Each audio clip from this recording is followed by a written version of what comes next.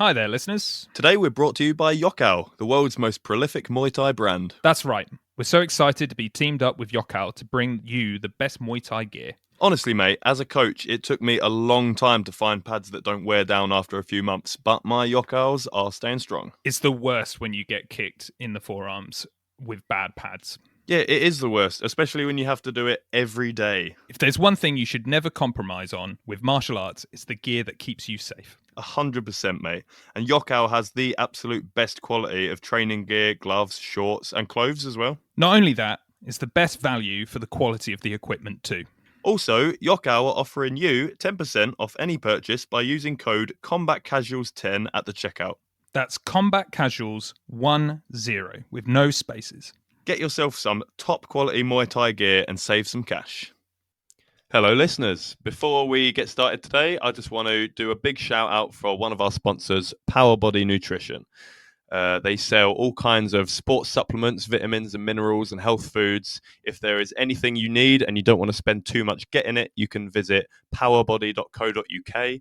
Alternatively, if you have your own health store or pharmacy or gym and you want to stock up, you can visit the wholesale site powerbody.eu. Ian, I'm not sure if you've used Powerbody before, but good stuff. I have used it before. It's a great website, really easy to use with lots of products on there. And it gets even better if you use it through us because we have a great discount code too. Oh, yeah. What's the discount code, Ian? What is our discount code, Dustin? Fuck's sake. It's Combat Casuals 10. All one word and the number 10. Combat there you go. 10. It's Combat Casuals 10. That's my answer to your previous question. Lovely. Cool. Right, let's do it. Let's get on with the podcast.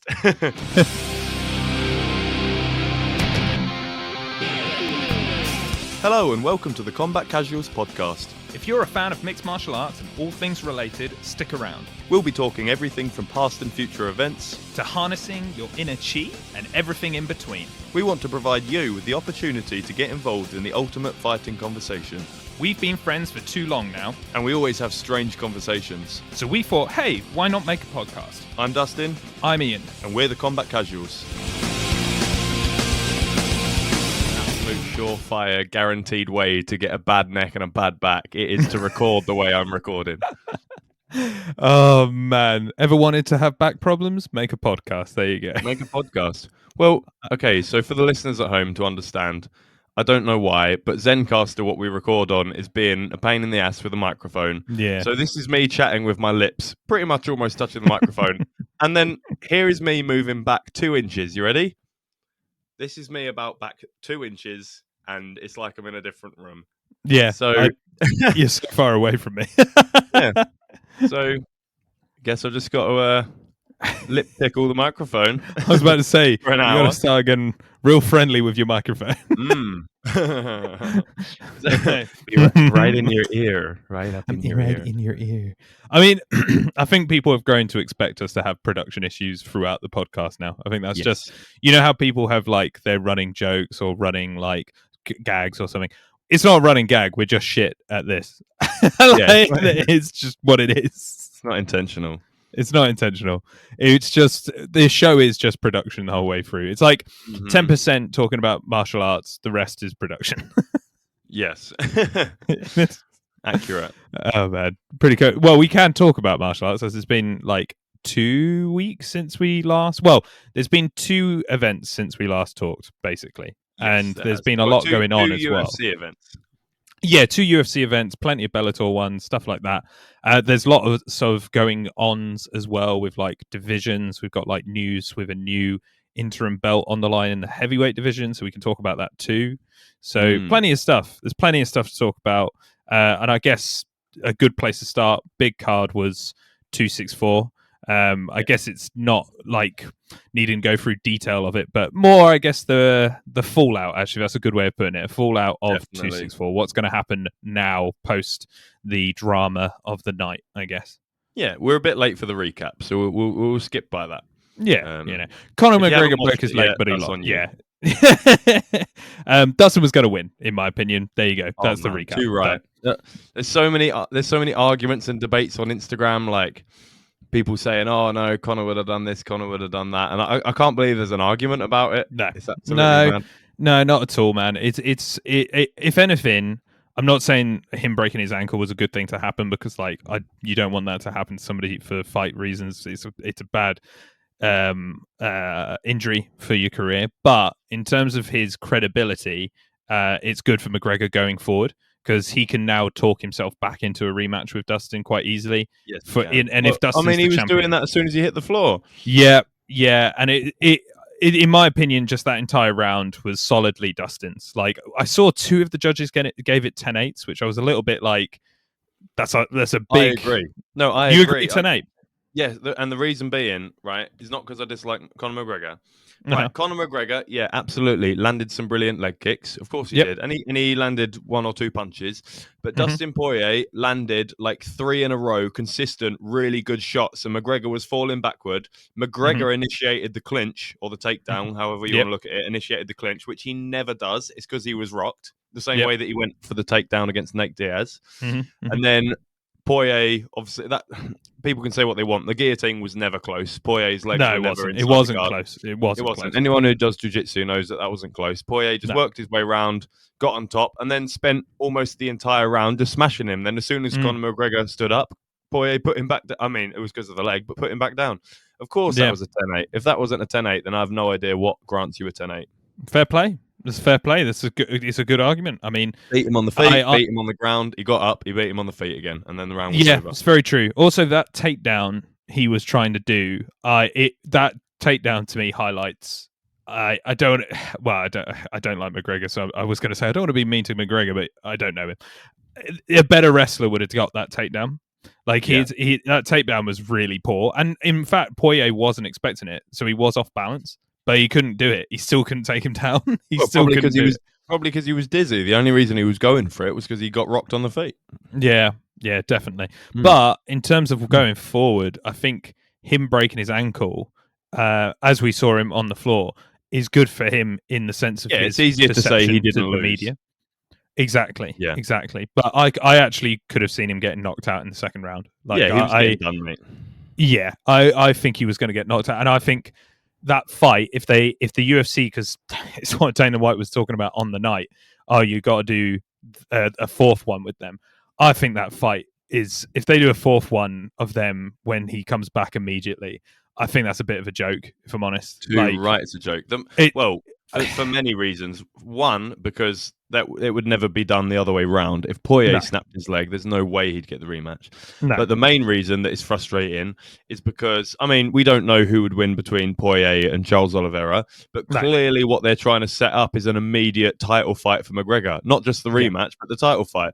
Poirier fights Charles Oliveira for the title, and then when McGregor's healed, he fights Poirier for that that is just the biggest load of shit, man. It completely is, because I don't think there's anybody who McGregor actually competes with in the top 10, because I think he's the sport has moved past McGregor because he doesn't fight enough.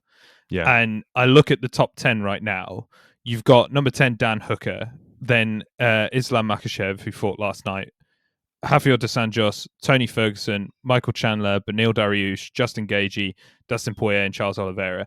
They all do McGregor. Yeah, I think the only person in that top 10, or maybe two people who I think maybe McGregor has a good chance against, is either Rafael dos Anjos or Beneil Dariush, just because the two of them will definitely want to go for takedowns with him. Yeah. And it depends on whether they get the takedown. I think if they don't get the takedown, McGregor still has the advantage on the feet with both of them. I mean, dos Anjos is very good, but he is going to be better on the floor. Yeah. So if he takes them down, if either of them take him down, I think that's it. There's nothing left. But if they stay standing, it's going to be competitive. But I still think that's the point. It's a competitive fight. It's not a fight McGregor just wins. I don't think there's anybody in that top 10 who's like, oh yeah, he'll definitely win that fight. Whereas the majority of the other top 10, I'm like, yeah, they'll definitely beat him. Like, I don't see him beating Justin Gaethje at all. Like, that fight is so one-sided. I can't even imagine how much of a bloodbath that would be. He'd still, have a good go. It'd be an entertaining fight with anyone in that top 10. But yeah, I think he loses to all of them. Yeah, I think so.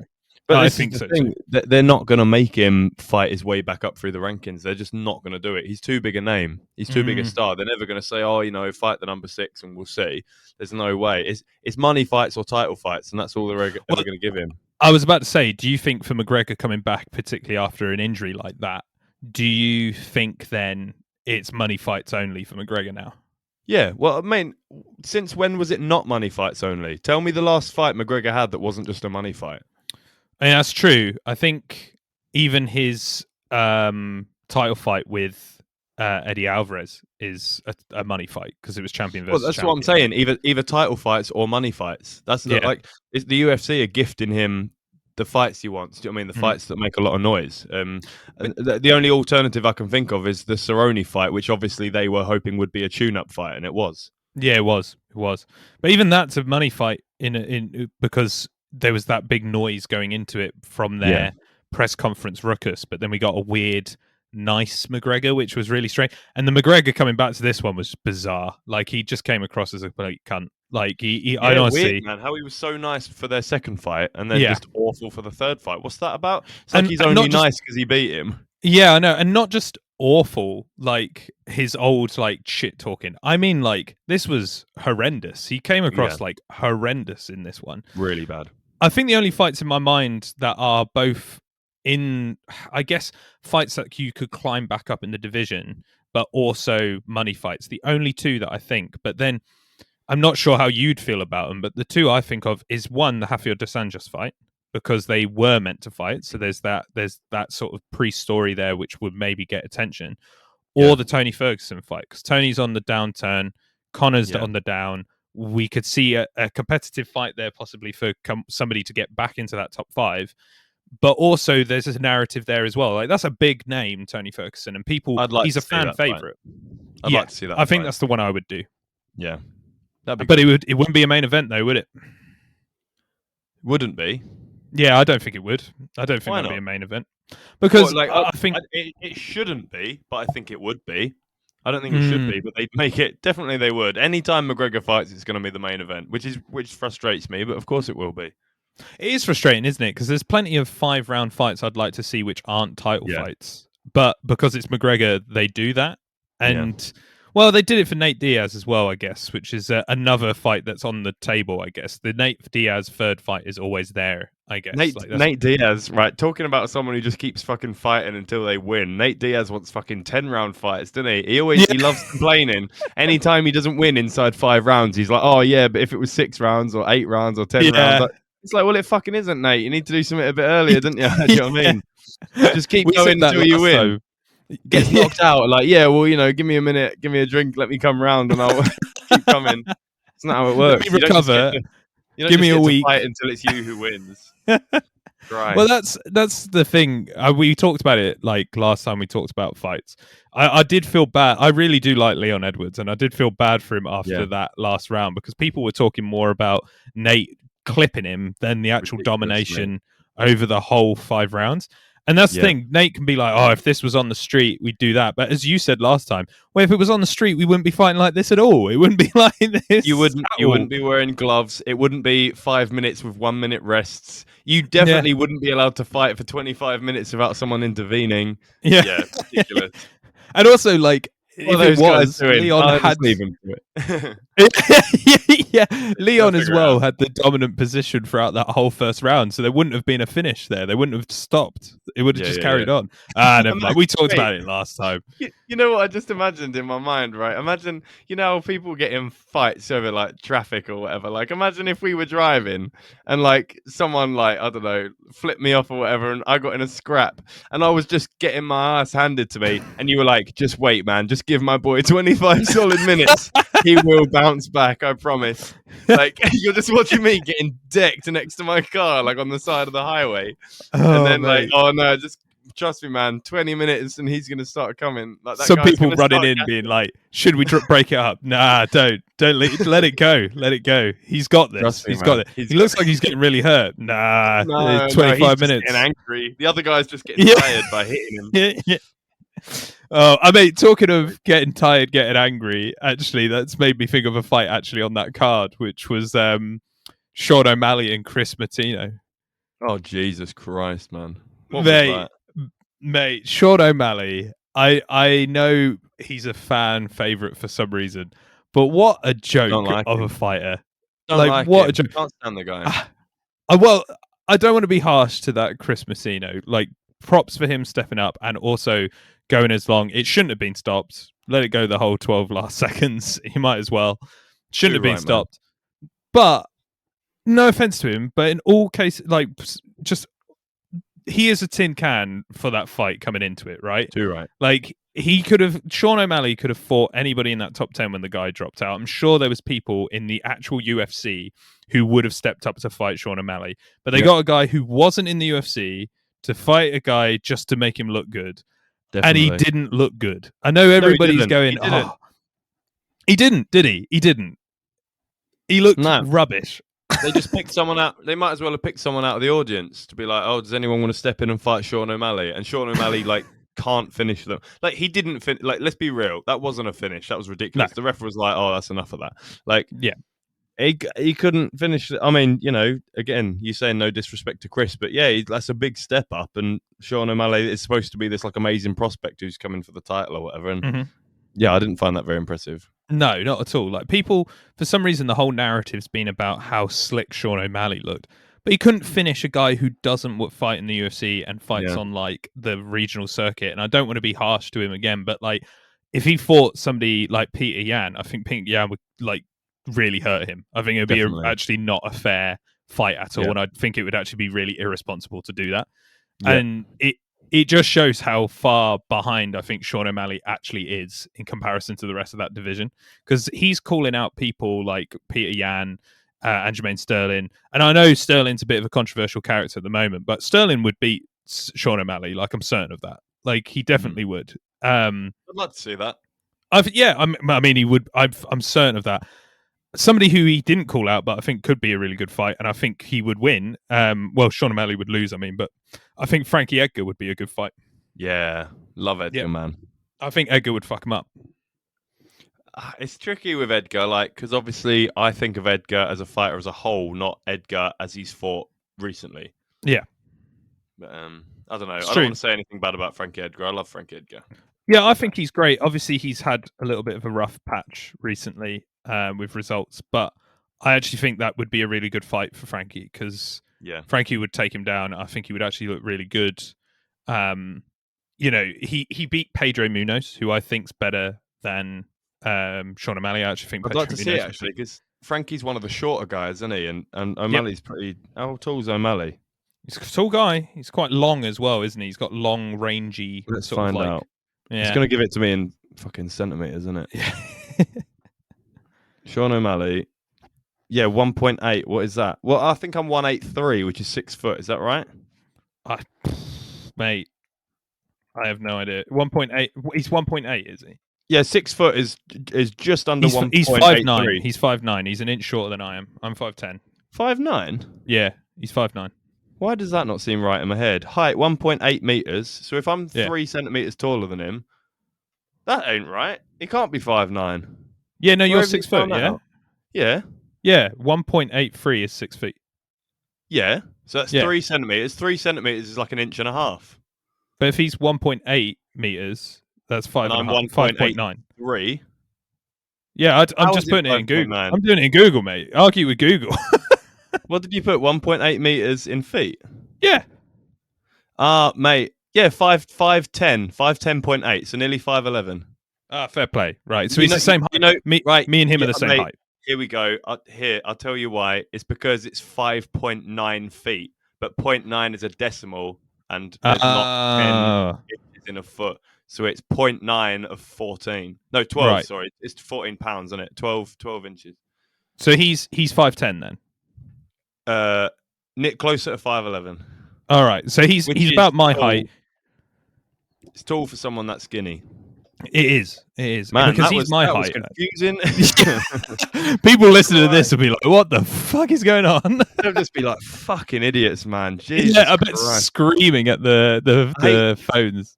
I hate that though. Anytime you try and convert measurements like that on Google and you say, "Oh, what's such and such feet?"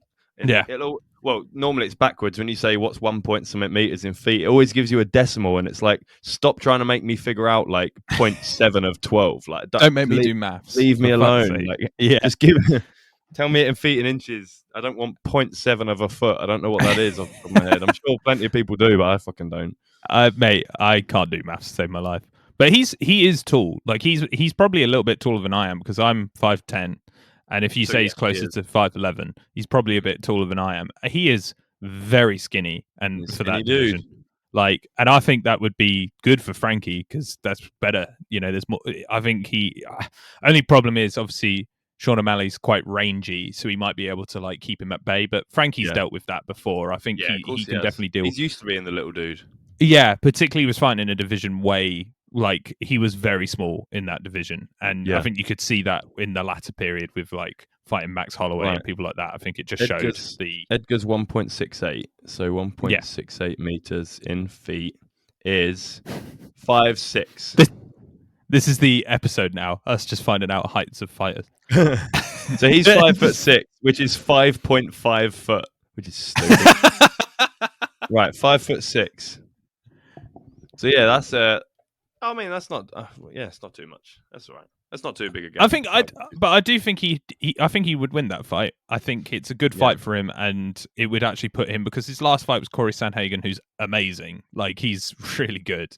So, I mean, again, it just shows the difference. I think Sean O'Malley's a big mouth, but when it comes to the actual talent of that division, the people in that division who are super talented, I think would completely eat him up. I think it would be completely fine for them to deal with him. Like Corey Sandhagen versus Sean O'Malley. Sean O'Malley that'd be a bad day for him. I think it'd be a really bad day.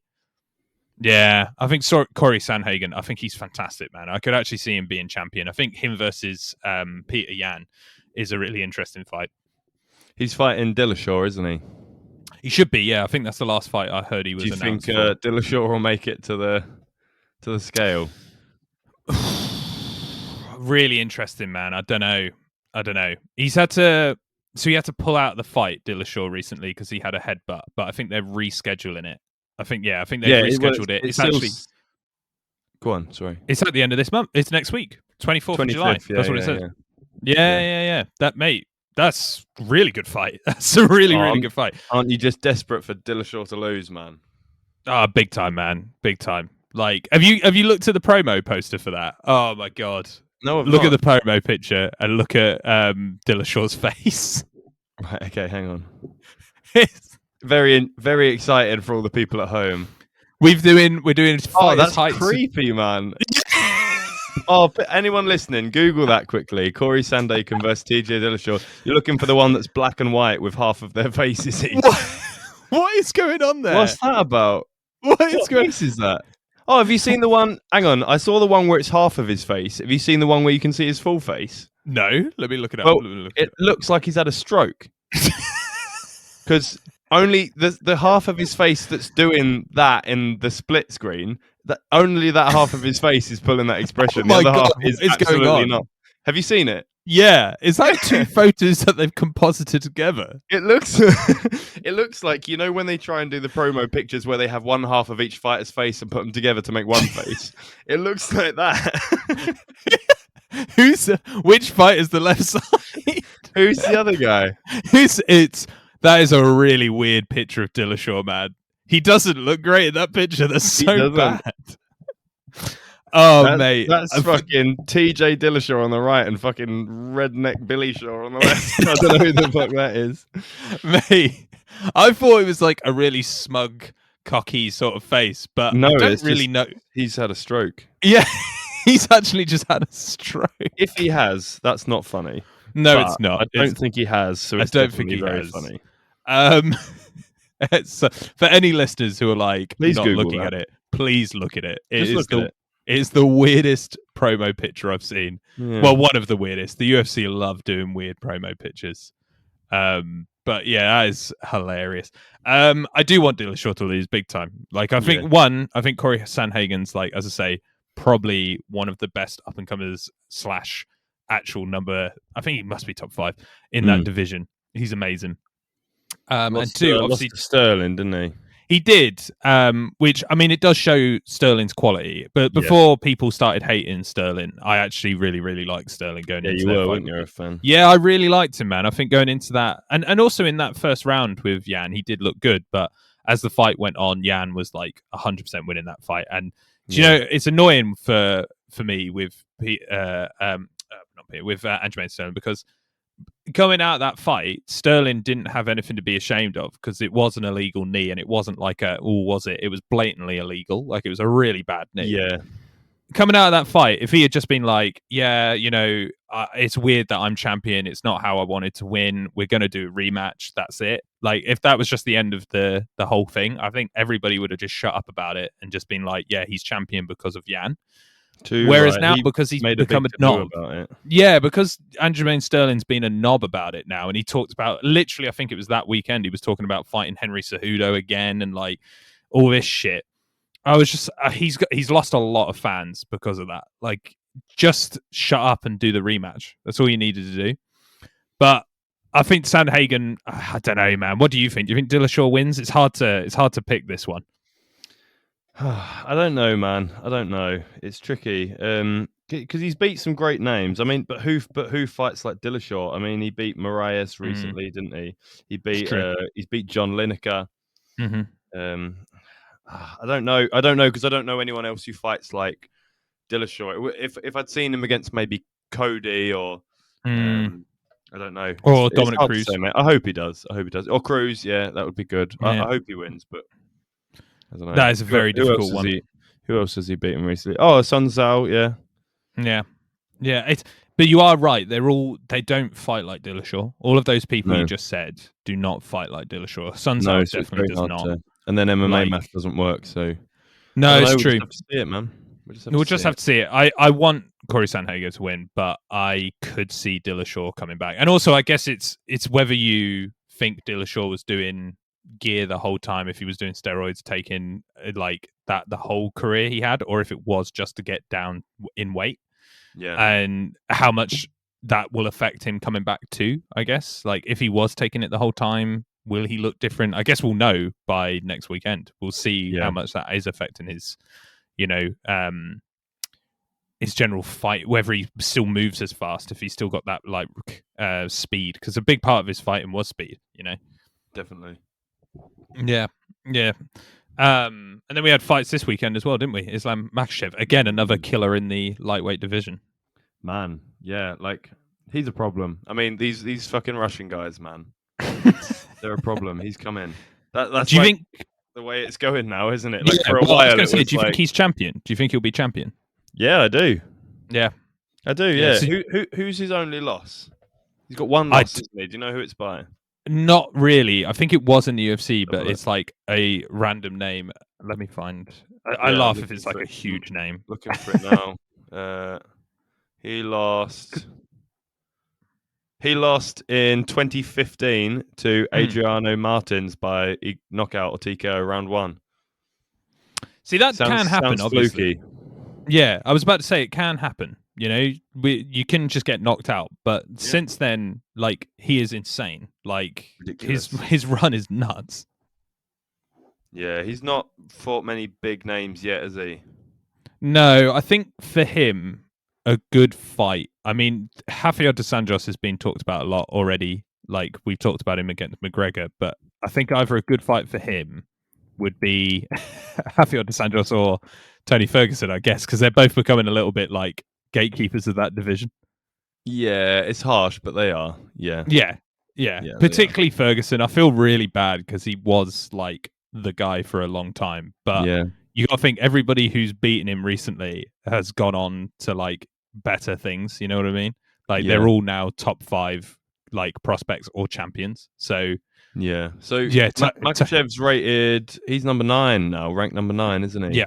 So him versus Tony would be really good. Or one which would be really interesting, but I don't think he would get it because I think they'll probably try and do something else with him, is him versus Michael Chandler. Makhachev and Chandler? Yeah. Mate, I would love to see that. And one of the reasons why is because I thought that Michael Chandler had the potential to be Khabib's biggest problem.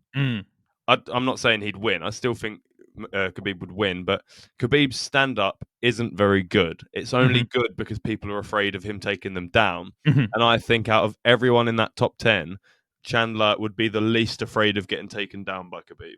Yeah, definitely. I Because think his you're right. wrestling is phenomenal. His takedown defense is very good. I think he might not be as afraid of the ground game, so he'd be free to let his hands go a little, and his striking is better than Khabib's. Yeah, definitely. So that would have been a great fight. So, I mean, Khabib's better than Islam, but that would be very interesting to see Chandler against Islam Makhachev, because if he can completely dispose of him, there's a really great argument to say that perhaps he could have done Khabib. It's true. It's true. I think that's a really good. If he really makes light work of him, do you know what I mean? That'd be really interesting. It's an interesting one though with Makhachev, because I actually think his striking's better than Khabib's striking. It is. Yeah, and his grappling's not quite as good. Yeah, his grappling is not quite. They as have good a as similar like approach to the fight. It'd be very interesting. I think him versus Michael Chandler is actually the fight I want to see, but I think the fight they're more likely to do is maybe him versus Rafael dos Anjos or Tony Ferguson. Yeah. Which will be a shame, because I think, I don't know, not a shame, because I think he will beat Tony or Rafael dos Anjos. If he doesn't, I mean, that's a huge win for either of them. Like, that's massive. Yeah. But I do think he beats them. Michael Chandler, as you've like rightly said, he's the most he's just the most interesting prospect for those sort of style of fighters, like those sort of like heavy wrestling Russian style of fighters. I think Michael Chandler's sort of striking mixed with the wrestling pedigree he has is one of the best like style fight matchups. Yeah. But I just don't think that's what they're going to do. I don't think that's where they're going, which is a shame, but we'll have to see. Yeah. And I'm then sorry, go on. So no, go ahead, man. Go ahead. I was just going to say, I'm just scrolling through the rankings, and it's mad when you get a little way down, and like I've just come across number 47, Michael Johnson, and I'm like, oh yeah, where did that guy go? Yeah, man, his career, like, it's a shame because he was very talented, but his career just kind of tailed off, man. Like, I mean, yeah, his recent last 3 fights, lost to Guida, lost to Moises, and lost to Stephen Ray. Yeah. Jeez, where did he go? This mad scrolling through and just, jeez. To think he knocked out, he knocked out Poirier, didn't he? He did. Yeah. And then he just completely downturned, man. Just like it's Yancy Medeiros, I remember him. Where's he been? He lost his last 3 fights, and then he's ranked number 65. I didn't even know there was 65 lightweights in the UFC. You just forget. Just looking through this, it is funny. Ally Quinta. Oh yeah, what's happened? Which rank is he? He's not even ranked. He's just there. Oh man. I mean, that's kind of shit. His last fight was against Dan Hooker. Yeah, where's he? Kevin Lee, not ranked. Kevin Lee is such a weird one, man. Like, he could have been so good, man. He is like such an interesting prospect, and like I still think he could be really good. That's the problem with him. Like, he's so talented, but I don't know what it is that he never quite clicked it together in the octagon. That's the thing. He's never quite like got, because his knockout of Gillespie was fucking nuts, like insane. But then he got fucked up by Charles Oliveira, man. He just got completely fucked up. People were saying that he was like the next champ, wasn't he? Because he was like decent striking, great wrestling. That he was, that was. Do you think he was just hyped too fast? Do you think he was a victim of them overhyping fighters too soon? Yeah, I think so. I think they pushed him hard in the start, especially putting him against Tony Ferguson quite early on for an interim belt. It's harsh. It's too much and too soon. I think he is planning to make a comeback, and I hope it does go well for him, because he, as you say, he has a full package, but I don't think he's quite at the level that they threw him in against. And I think it's the same thing, similar to what we were saying with McGregor. Like, McGregor's so out of touch now with the game because he doesn't fight at that level. Whereas if you put McGregor against, say, I'm trying to look, you can't go too low, but if you put him against, say, a Gillespie or somebody like that, I think McGregor does win those fights, and he starts to get up the rankings a bit more because he's fighting against a level that suits where he's at, where he was about 5 years ago. Him versus Dan Hooker could be an interesting fight, but because he's been so far out of it, if you start putting people against those top names too early, they're just going to get fucked up, and that's what's happened with McGregor. I think that's what happened with Kevin Lee. He's fought too many big names too early on, and he wasn't at that stage yet. Yeah. But he could get there, man. You give him time. Somebody who's coming into the UFC who's interesting is that Paddy Pimblett. Yeah, he's really interesting. From Liverpool, Manchester. He's over there somewhere, isn't he? He's Liverpool. Don't say Manchester. Liverpool. Jesus, though. I don't fucking know, man. Whatever. But like, yeah, he looked good. Was it in Caged Steel that he was in? Yeah, Caged. I think so. But he looked really good. Yeah, he'll be good. He's featherweight, isn't he? No, lightweight, I think. Oh, he's lightweight. Was he featherweight at Caged Steel? Have a look. He's really funny though. Like he's got great character and like he really, looks like really Jay funny. off In Betweeners. He does, but he's so funny. 152 is what he weighed in at a lot of the time, which I guess that's lightweight. Yeah, I guess. Yeah, it's a lightweight. Yeah, but he's really funny, and I think he's got a great character. I'm actually really interested by him in the UFC. He should be really good. And Misha Tate's back as well. Yeah, I mean that fight was really scrappy, but I mean, yeah, fair play. Like, got the job done. Whatever. It doesn't have to be pretty if you win, does it? Nope, not at all. And I think the next fight for her, really, in my opinion, should be her versus Holly Holm too. I think that's a good fight. I was just about to say, absolutely, it should. Holly Holm deserves a chance to redeem that loss. Because when they fought. I'm not getting this wrong, am I? That was the fight where Misha Tate was just losing the whole fight, just getting smashed whole time. Right at the end, she managed to pull it back. Yep, and got a rear naked choke out of nowhere. That's right. And Holly Holm went out like a champ. Oh, because that was the same night that Diaz submitted McGregor.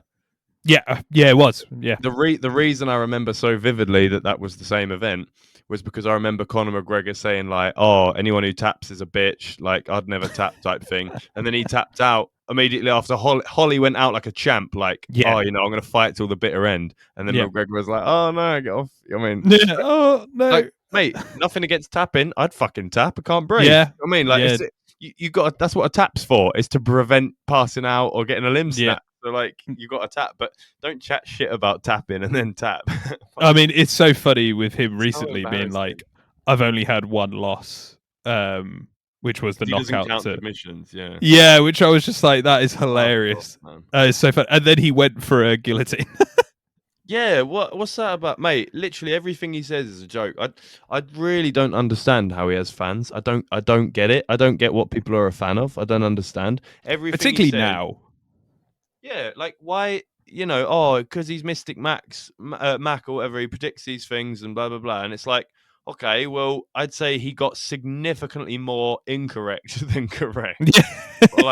Or no, he got everything extremely correct, but for the wrong person. Yeah, like call an ambulance, but not for me. Submissions don't count as wins, but I'm going to try a guillotine. That's for sure. Isn't it? You're going out on a stretcher. Oh, I'm going out on a stretcher. Yeah, fuck's sake. And then anytime he loses, like, chatting shit to Mayweather. Oh yeah, but you wouldn't wrestle me or whatever. And then with Khabib, oh yeah, but you wouldn't box me. And it's like, well, that's what MMA is, mate. They're going to beat you at the thing that you're not good at, which is all of it. Exactly. Especially with Mayweather. Oh, you wouldn't want to wrestle with me. Well, that's why we're boxing. That's like, you wanted to come do boxing.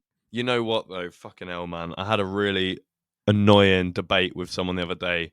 I was out walking Reg, and there's this guy who lives nearby who has a couple of dogs, and the dogs play together nice, so we chat sometimes.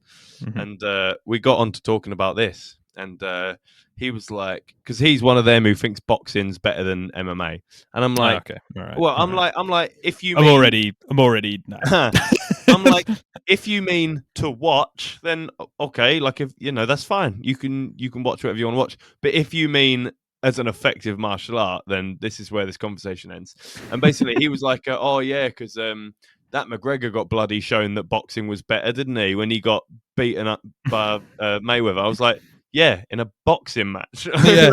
You know what I mean? And he was like, "Yeah, he done him, didn't he? He got shown that boxing was better."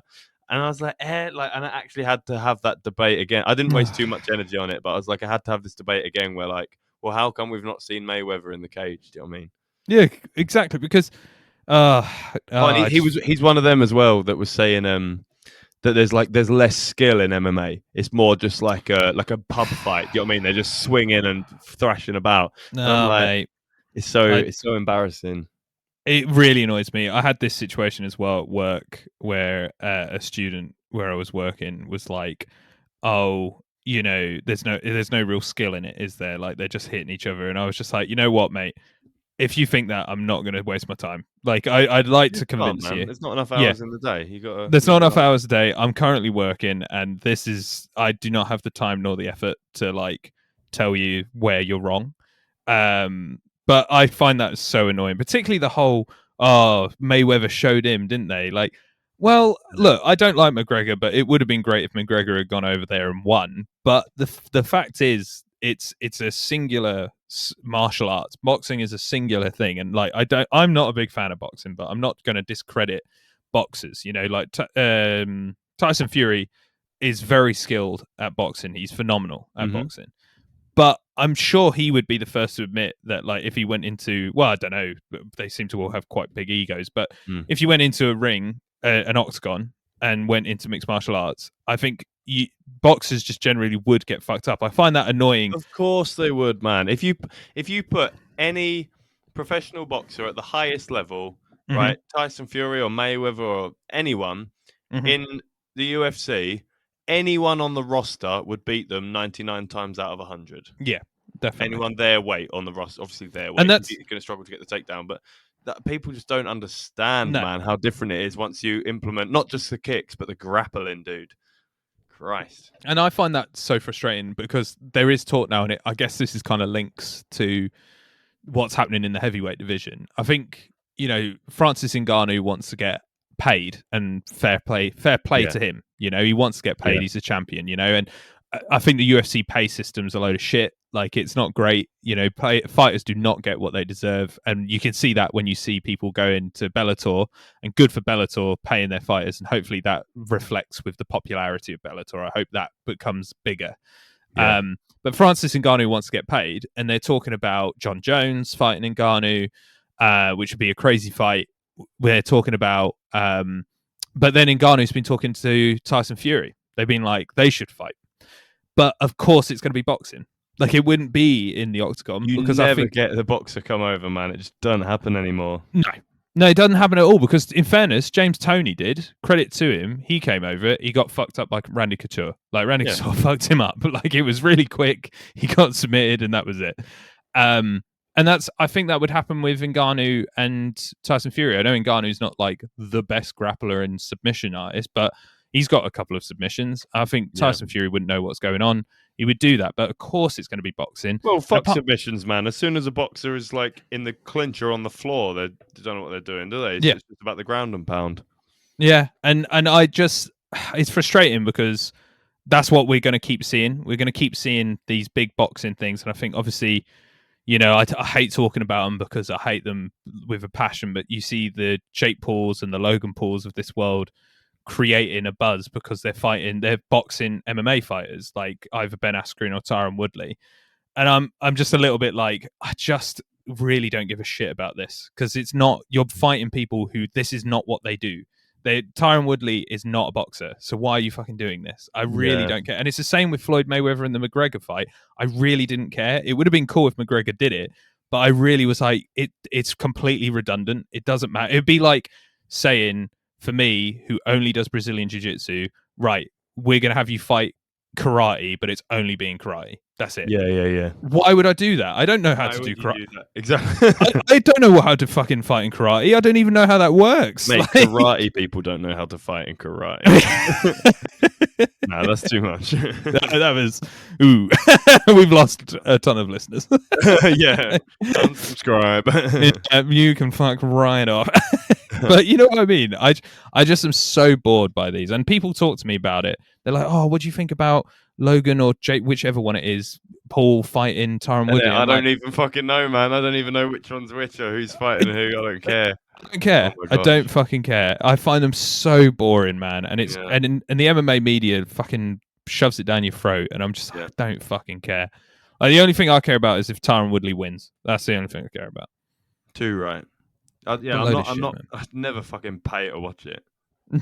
No chance, man. Whoever's buying these pay-per-views for the pool fights and that, like, I don't know, man. So, but the same thing when there's like a random exhibition match. Like, I love Mike Tyson, but like, fuck paying for that exhibition with him and Roy Jones Jr. Like, Yeah. because Why? it's an exhibition. Like, Yeah. there's not gonna be a winner. You know what I mean? It's like, that's more or less what an exhibition fight is. It's like, just, oh, don't hit me too hard, please. Let's just have a nice little spar and make Yeah. loads of money. I'm Yeah. not paying for that. No Leave chance. it out, man. Completely. And it's the same with that. Again, I only know it happened because it was the MMA media I follow just fucking had it everywhere. Which I was like, I follow MMA on point for mixed martial arts news, not boxing. So I know it's similar and there's an overlap because they're combat sports. But I am just a little bit like, I get Tyron Woodley, you posting about that, but why are you telling me about one of the Paul brothers boxing Floyd Mayweather? I don't fucking care about that. Yeah, and that was an exhibition, wasn't it? Who cares? Nobody won that. And then, it's so annoying. It's so annoying, and I just don't care about it at all. I get so irritated by people asking me about it as well. I'm like, stop asking me. Let's talk about mixed martial arts. Let's not talk about this shit boxing fights. I get so bored of it. That's my rant about that. So, but speaking of Ngannou, they're doing an interim belt now, aren't they? Yeah. How ridiculous is that? Yeah, really weird. Like, I don't know, because was it that tweet that he put up? It was like giving it some shade. Yeah, completely. I don't understand, man. I really don't get it. It's the UFC being. I obviously I like the UFC to watch fights in there, but the UFC as a company is pretty scumbaggy, and that's like a pretty scumbag thing to do. Yeah. Who's fighting for the title again? It's Lewis and Gain? Is that how you pronounce his name? Garne, that's it. Yeah, Garne, yeah. I mean, I don't know if it's Gain or Garne. I thought it was Garne. I might be wrong. We'll go with Garne because it sounds better. Gain sounds a bit. Does sound better. It does sound better. Like Garne. It's Garne. Either that or we're just like really overdoing it. We're like trying to make him sound foreign or whatever. Yeah. Trying to sound really posh with his name. It's Garne. People are like, no, it's Gain. It's Gain. I'd love if he had no, it's just Gain, mate. Stop calling me that. It's Garne. Oh no, but I mean that's a good fight, but it shouldn't be the interim belt. No, should it fuck? That's the fight to make for the next challenger for the title, yeah, but not. No, they're just doing it to try and leverage Ngannou. I would really like to see Lewis and Ngannou, but like what we hoped to see the first time. One of them. We just want to see two big hitters. We don't just want to see them dancing around. We want to see two big hitters. Their first fight. I think Ngannou, watching how he fought Stipe recently, I think he does him in the rematch. Oh God, yeah. I don't think either of them could beat Ngannou right now. Garnier and Garnier. That's his name forever now. Garnier. And I don't know Garnier's slogan. I was thinking L'Oreal, like "You're worth it." Or I thought that was Garnier's. Is that not Garnier? Born with it. Maybe it's Maybelline. I was trying to think of the Garnier one. Garnier slogan. I swear they have a slogan. Maybe she's born by Garnier naturally. That's not right. Yeah, that's Maybelline. Shit. Maybe she's born with it. Yeah. Well, Garnier versus Derek Lewis. Like, I don't think either of them. I don't think either of them beat Ngannou. Like, I just think Ngannou, he looks because I think Stipe is a better wrestler than either of them, and Stipe was having problems getting Ngannou down this time because he's improved his defensive wrestling. You know, he's really improved his takedown defense. Too right. And if you can't take him down, I don't really know there's anybody who can stand. I don't know, because you hit him and he's like a brick wall, and he hits you and you're dead. I just don't know. I hope he does John Jones. I really want to see him versus John Jones. And I want to see John Jones get smashed because fuck John Jones. John Jones's toes curled up like the Alistair Overeem, like when he hit him like a Pez dispenser. Poor Overeem, man. I know, mate. You got fucked up. Poor Overeem. Too right. Jeez, Christ on a bike. I think that's the most memeable knockout I've ever seen. I don't think I've seen more memes come out of a knockout. I think it's one of the most brutal ones I've ever seen as well. Too right. Like, I thought he was going to take his head off. Not only did he almost take his head off, he also landed a fucking really unnecessary but nasty hammer blow as well. People forget about that bit because they just remember the uppercut. but he flew through the fucking air to land that. Jeez. It was nuts. It was like Dan Henderson against Bisping, but I don't think there was any like animosity. That was necessary. I was about to say that there was animosity there in that one. Yeah. There was like heat. I don't think there was any animosity between Overeem and Ngannou. I just think he fucking landed it. Mm-hmm. It's insane. You got to do it, But man. You got to fight till the fight's over. It's true. I guess it's true. I think when you knock people out the way that Ngannou does, also remember that, like, compared to a lot of the guys at his level, he's not as experienced. When you knock someone out that way, he's probably shocked or surprised, or like, is he knocked out? I don't fucking know. I'll just hit him and I better hit him again. Do you know what I mean? Yeah. The more experience you've got, probably the more, like Mark Hunt, the more likely you are to be able to walk off. Yeah, it's true. It's true. I have to say, right. A lot of people will disagree with me on this, but I don't care. It's my podcast. Fuck you. But like, we're awful to our listeners. we are terrible to our listeners. We tell them to fuck off all the time. No one fucking listens. Probably because we keep telling them to fuck off. But I'm not a fan of walk-off KOs. That's not your decision to make. It's the ref's decision.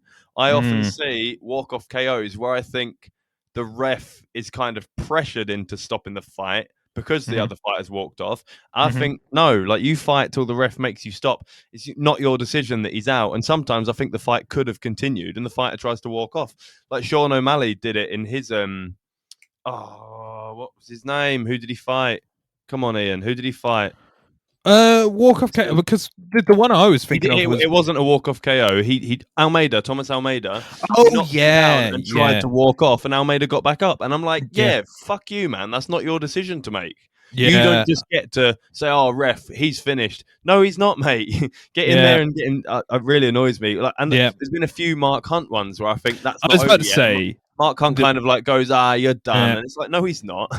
The Mark Hunt ones, there's like Mark Hunt... I like Mark Hunt a lot, but I think Mark Hunt, there's some knockouts which are genuinely like, that's a walk-off KO, where the guy's gone, which is like Roy Nelson. He was like face down, gone. Like, that was a crazy KO. But then the one that I'm kind of like, I'm not sure that is the Frank Mir one. Because Frank Mir's on his back, still awake. So he's not knocked out. Yeah, and Frank Mir's jiu-jitsu is very good. Like, it's very good. So there's a good chance if you jumped into his guard to land some bombs, he could catch you. It may not be the highest chance, but it could happen. But he's on his back. He's clearly like rocked and wobbled. You know, he is hurt.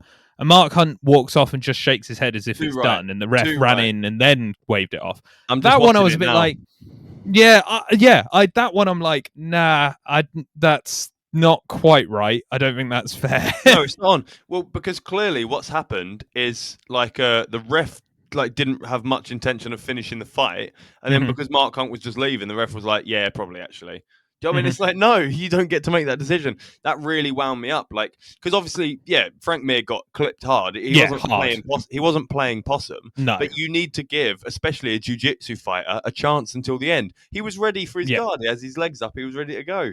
Really winds me up, that man. It really winds me up. That one, I think, is the worst. And I think that's why refs shouldn't just run in and go like, oh, he's walked off, he's hurt. Particularly with somebody like Frank Mir or any of the Diaz brothers, for example. Any of them, as if there's more than two. Either of the Diaz brothers. Any of them. I'll have any of them. All of them. Bring them all down. Of them, yeah.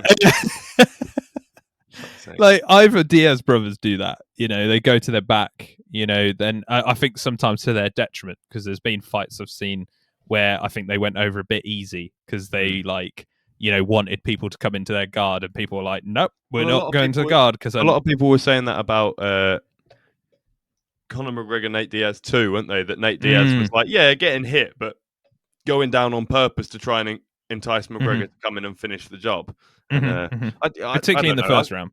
Yeah, I can't really speak to that, whether that's true or not. No, I can't. I get it. Maybe not. I don't know. But that's the thing. That's why you don't do walk-off KOs. You need to give the grapplers a chance to grapple. Yeah, exactly. And I think if it's like Roy Nelson, who's face down, gone, like, or another good example, actually. That was really good. Another good example is the Stefan Struve one, because his jaw was broken and he was leaning against the fence, like on his next. That's grim. That's really bad. Yeah. Like, But if still, you should, I still don't think it's your decision. Like, well, so my issue isn't. It's not the fact that he doesn't hit him anymore. It's like, yeah, don't hit the guy if you look at him and he's fucked. But Mark Hunt will like start turning around before they've hit the ground, and I'm like, no, you have no idea what state he's going to be in when he goes down.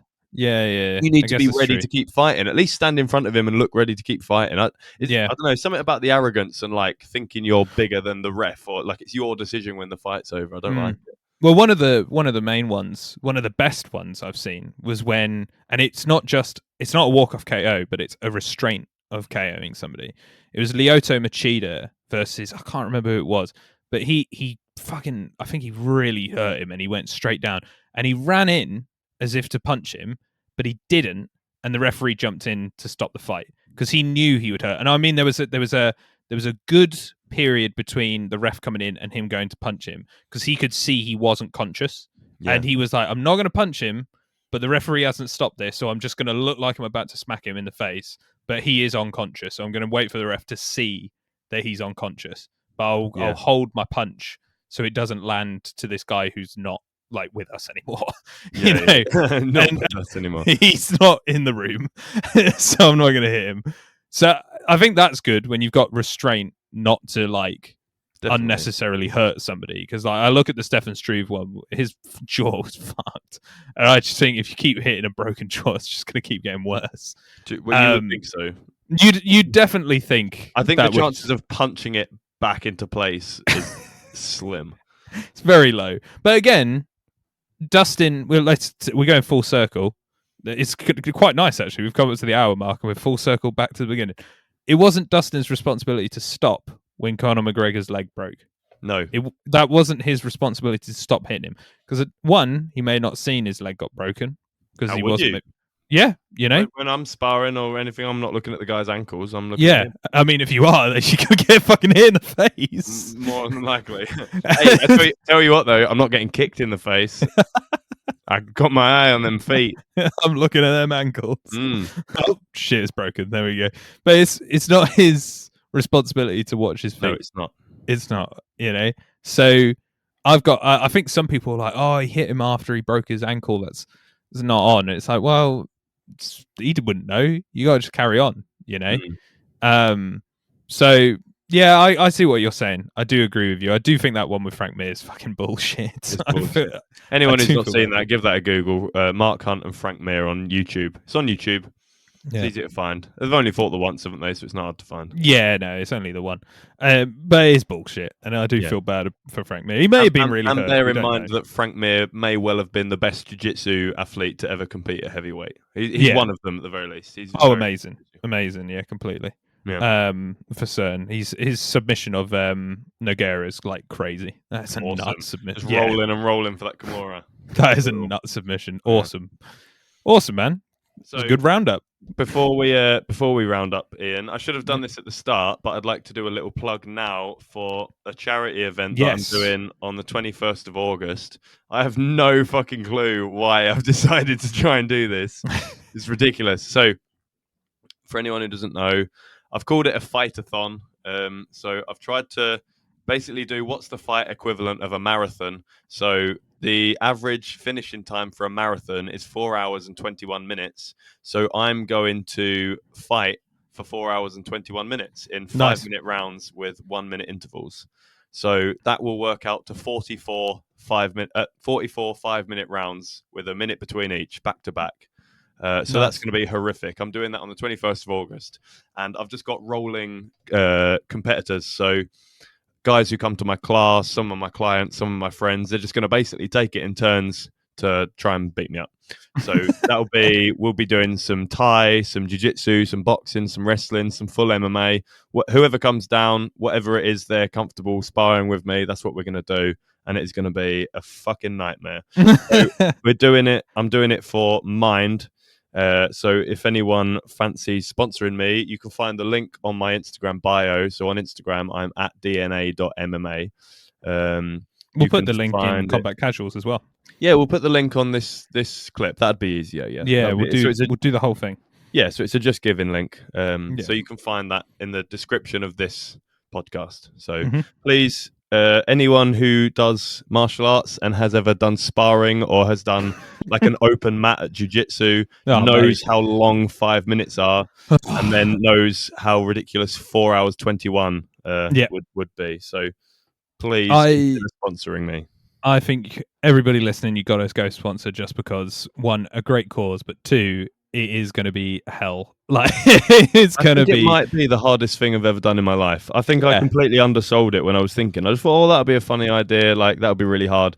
Thinking about it, and like, I've been doing, more sparring and rolling recently, like doing 5-minute rounds and trying to prepare for it. I think it's going to be the hardest thing I've ever done. Yeah, I think so. I think it's going to be real hard. Like, I don't want to psych you out more, but yeah, it's going to be. I've been really psyching difficult. myself out. Don't worry about it. I've been rolling, and like today, I was trying to practice. So we were doing some sparring earlier today, this morning, and I was trying to practice like my minimal output defensive sparring, and it's so hard to find the balance between not just standing there and getting smashed and not going too hard so that you get tired. And oh my God, is that a hard balance to find? Yeah. Yesterday when I was doing jiu-jitsu, I tried to do the same. My top student, purple belt geezer, I was rolling with him, and I started out and I was being way too much output, and like I was getting subs and that, but it was way too much output.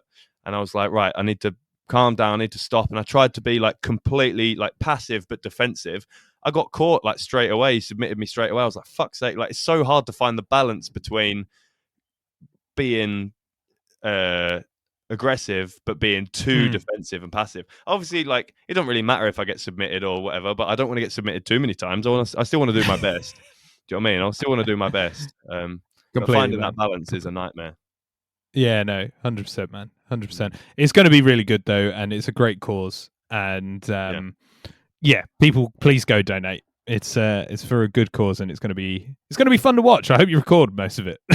Oh, mate, it's all going to be on my Instagram Live. So anyone who can't come down, you can watch me live. Like, just amazing for 4.5 hours. I will, mate. I'll be getting smashed. I'll have a good like half an hour in me. After half an hour, I'll be useless, and then I'll just, for the last 21 minutes, for the last like 3 or 4 rounds, I've said like, I'm gonna see if I can kill someone. Like, I'm gonna die. But I've told all the guys, I said, I only want people my size or bigger in the last 21 minutes, and I want them to try and kill me. Like, see if you can take my head off. Yeah, 100%. 100%. Awesome, man. Awesome. That's great. Cool. Well, that was fun, man. Yeah, this is really good. Just a good recap, and hopefully in the next few weeks we'll have a few more guests on going forward. And just stay tuned, guys. There'll be a lot going on. Now I'm going to get out in that sun, man, because it's fucking, I don't know how hot it is there. It's 27 at the moment, 28 at 4 apparently. Yeah, it's about 28 here, and I'm just sat in a back room boiling.